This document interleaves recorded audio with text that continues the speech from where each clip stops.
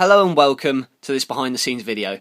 I'm going to talk in my NLW voice because talking in my normal voice I sound hell awkward as hell and it doesn't work, so this is what you're getting. Behind the scenes, a lot of you are asking how I did certain things, how I did certain processes, and well now you can see how I do things. Maybe you want to start your own animation show with wrestling, I don't know, but if you do, hopefully this will help you. This isn't necessarily how you should do things, however it's helped me along the way. And I know a lot of people were intrigued, a lot of people were interested, and a lot of people also wanting to know how they could start their own show. So if I can inspire just one person today, I will have done my job. Sound up my own arse there, but what the hell. Let's get in to this behind the scenes. But where do we start? With step one, of course, starting out. Couple tips, keep it simple. First episodes of mine, 4 matches an episode as you can see here, with maybe 6 matches built for the pay-per-view.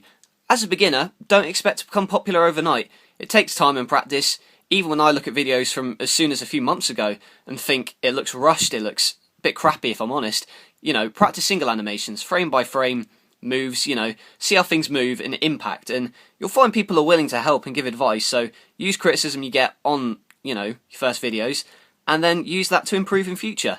And as you can see here, it's really simple. It's like 1 or 2 matches an episode basically, and it's just a starting point really, get you into the groove, and then you can also improve your animation as you go along like that.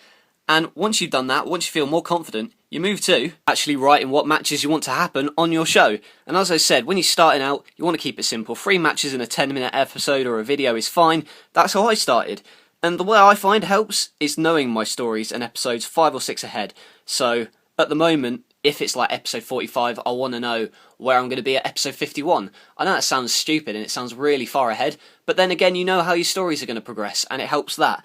Also, so I know where I'm heading with the feud and how to keep track of storylines, as I've said, pay-per-views and special events are written first, and then that way I can build the episodes around them. So for instance, Trish and Charlotte are going to have a match at the pay-per-view. Spoiler alert, but they are. I'm building the storylines around that, so week 1 I might mention it. Trish is in a match, Charlotte comes down, and then next week they have a match, Charlotte gets a little bit frustrated, and you plant the seeds for a potential matchup in future, and that's how I do it.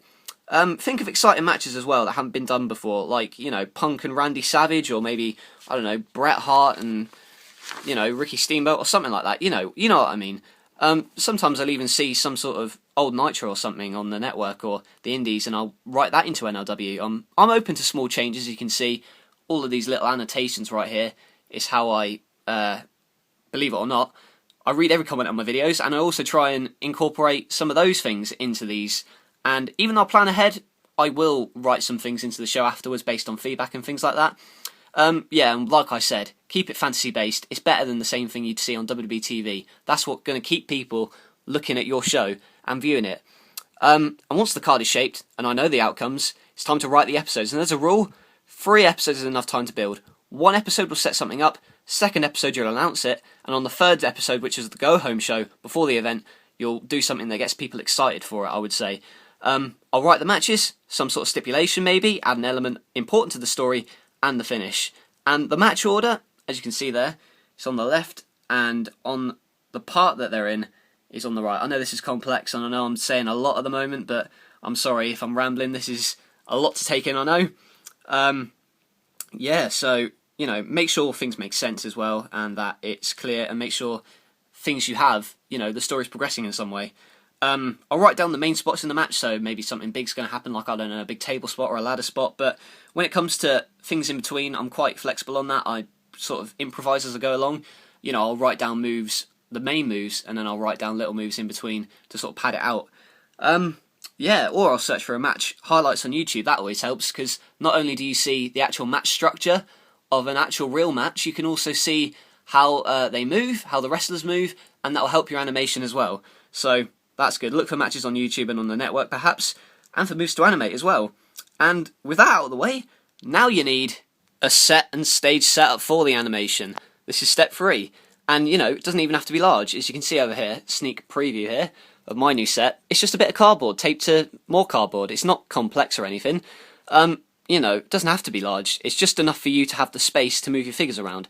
I'd recommend getting a table as well, like this, particularly for animating, so you don't have to hurt your back with a set on the floor and, and you're not walking all over it. And as you can see, originality, I should say, is key. Making your own ring skirts and stage can help distinguish you from others, and as you can see, mine is just made from cardboard and shoeboxes there, and it's just wrapped in paper. Try covering blank space with cards since it looks neater. I know mine isn't the best, but you know, it does the job, and you know, I know I always say it, but shout out to Dynamic Art Effects for the metal logo and also the NLW logo. Very good. And if you have your own colour scheme as well, look for the show, it really helps. Your style looks more polished in that way, in that sense, you know, like black, you know, those ring ropes there. I'm sure somebody else has them, but it's not the same as WWE's, you know? It's something different, and it will attract people to your show. Maybe be green, I don't know. But, yeah, as you can see, the backdrop of mine is just coloured chalk paper at the moment. I know. The illusion that there's a crowd, a big crowd there, it's just chalk. You know, I'd love to get Extreme Sets. I don't really have the money for that. But, you know, if you're watching, extremesets.com, love for you to send me free stuff so I can show your merch, please.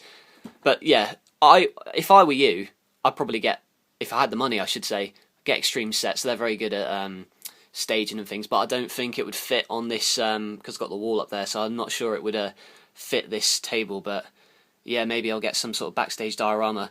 I'd love discounts, oh, sorry, I'm just shilling for free merchandise. Sorry about that. Yeah, and anyways, that's sorted. You've got your ring, you've got your stage perhaps, this is just for metal, and maybe you've got another stage, think about how it's raised and things like that. And now, you move on to step 4, animating the show itself. Now, I know it's a bit hypocritical of me to give you animating tips because of how, you know, choppy my animation can be at times, but, you know, I've still got knowledge to deliver to you. But if you want an in-depth look at stop motion, I would say look at LKS's tutorial on stop motion wrestling and also Captain McKay Randoms. They help me out a lot, and I'm sure there are many others that you can look up. But yeah, look up tutorials on it, that's what helped me, and even I'm still improving today. I mean, you can see that from my videos that a lot of them are too fast, a lot of them are too choppy, you know, you don't see the right camera angles and stuff like that. But if I can give you any advice, you know, I'll try and give it here. A couple of basic things I would say, you know, don't have too many still shots, that's a given. Try and vary your camera angles as well, you know, don't just have it like that. You know, for the entire thing, vary them up, you know, have them from the corner maybe, have them from the side. Try and get as many different camera angles as you can to make it feel, you know, slicker, a better presentation, if you will. Consider all the joints when animating as well, so don't just move like that. You know, you want to consider the legs, you want to consider the arms, you want to consider how the head's going to move. You know, you want to do all that. That's also a given, but, you know, take into account all the joint movements. It'll make your animation smoother. String as well. That can be used for air moves, and like I said, LKS and tutorials like that can explain it better than I can. Make sure your hand's out of the shot. I know that's obvious, but yeah, if you see me doing this, it sort of ruins the illusion a bit. I know I'm a culprit of that sometimes, but I try and edit it out in post if, you know, my hand is caught on there, so I'll edit it out in Photoshop or Paint really quickly. Yeah, and for smoothness, obviously, it's better to take too many pictures than too few. You can always edit out some pictures later, but if you don't have enough pictures, it's going to look choppy. If you've got too many pictures, at least when you're editing it later, you can take a couple out and make it smoother like that. More important things to note are lighting and focus. If I can basically cover that up and go over there, Jesus. Yeah, there's that light there that I use. You want to make the room bright, you know. Make sure you get a good shot, because the amount of times I've seen a good animation, you know, but the lighting's a bit poor and off, so it's difficult to see what's happening. Also, make sure you're in focus. You don't want a blurry Undertaker there, do you see? You want to keep the actual characters in focus like that there. So basically it creates a better show, and it's, you know, basically presentation-wise, makes your show look better. So, that's just a couple things. Also, as for talking and promos, you know, you can do sort of head shakes and arm movements like this. You know, so he's talking there, or he's like pointing and he's saying, you know, that title's going to be mine Sunday, or what have you. That's how I do for and oh, how can I forget? Obviously, the main tool, an animator's dream, tripod. Keep your camera still and steady. Again, I know it sounds obvious, but I've done it before where I've just taken pictures. Tripod, even like a cheap small one. I've got another one somewhere if I can find it. Yeah, even something like this. You know, It's small. It's only like £5 on Amazon. You know, you can get it. It lasts like 6 months or something before it breaks. But you know, it works and it takes still pictures, and you'll be better for having one. It'll make your animation smoother and steadier, and obviously a camera that can take pictures easily. I don't have mine with me at the moment. It's somewhere. It's a Canon PowerShot, in case you're wondering, but there are better cameras available, I'm sure, that you can use. But what am I going to say as well? That's it. Emotion. You want to show emotion in your characters as well when they're moving. You want to show when they're angry, you know, arms up, way, or they're happy. They're like raising their arms. A lot of arm movement to display emotion, but you know, you want to try and mimic human movements in that sense. Yeah. And hands over head for disappointment and stuff like that, you know. Now comes the fun or stressful part, depending on who you are, and that is actually getting your pictures in order and editing the video and the audio together. As an overview, for editing pictures together, I use Windows Live Movie Maker because I'm primitive and I don't have another stop motion program. Honestly, I'm actually looking for one. If you could recommend me like a stop motion program that would be good to use, that's, you know, affordable, then that'll probably help NLW. Also, as I'm able to see all the separate pictures in Movie Maker, that's why I use it. You know, it's stupid simple for me, but after that I use Sony Movie Studio for like video and audio editing, and you can do all kinds of things in that, and it's I think it's only £30, so it's not really setting you that much money back. In my last behind the scenes I went over this and some smaller details, but yeah, if you want to see that, go back there for a change this time and for ease. I guess I'll run down briefly what goes into making a part. Episode 45, I've got up here. Episode 45, part 1. This was released like 2 months ago, man. I really need to step up my game. I want to get back into animating, but that's story for another time. Basically, I'm going to play this here.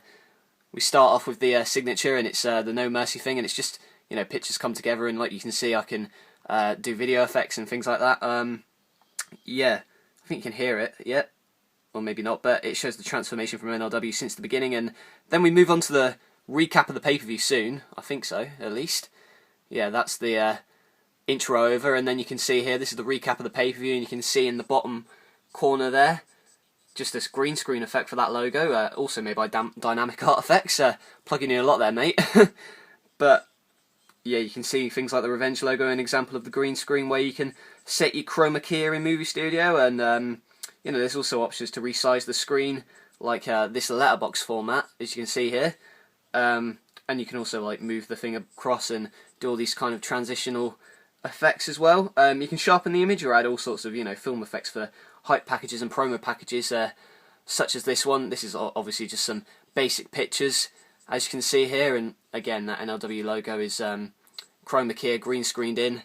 So yeah, that intro is made up of all sorts of effects, as you can see. If I can go to the intro to the show, if I can get there quickly, see how I actually put it together. There we go. Again, this is all sorts of, you know, you intro the show, and it may seem lazy, but things like entrances can be reused. As you can see here, that's the same entrance I've used for several years, and obviously I'm going to reanimate it because I've got a new table and everything, but yeah, you know, shortcuts aren't necessarily a bad thing if you're doing like a weekly show. I mean, obviously for like animating purposes, you might want to do it over again, because obviously that's a bit choppy there. But yeah, obviously, like I said, I'm going to redo it over again when I return. As long as you haven't changed the arena drastically as well, you can reuse entrances and things like that. What else have I said? Oh yeah, you can. If I can see the graphics at the start of the thing, things like this. You know, the matte screens you can make in Photoshop or even Paint. This was made in, so it's really not difficult. And even in like Movie Studio, you can set the green screen and you know, screenshot that, put it into Paint, things like that. You don't need to spend a lot of money. Yeah, and if I can, I think there's something else as well, if I can remember correctly.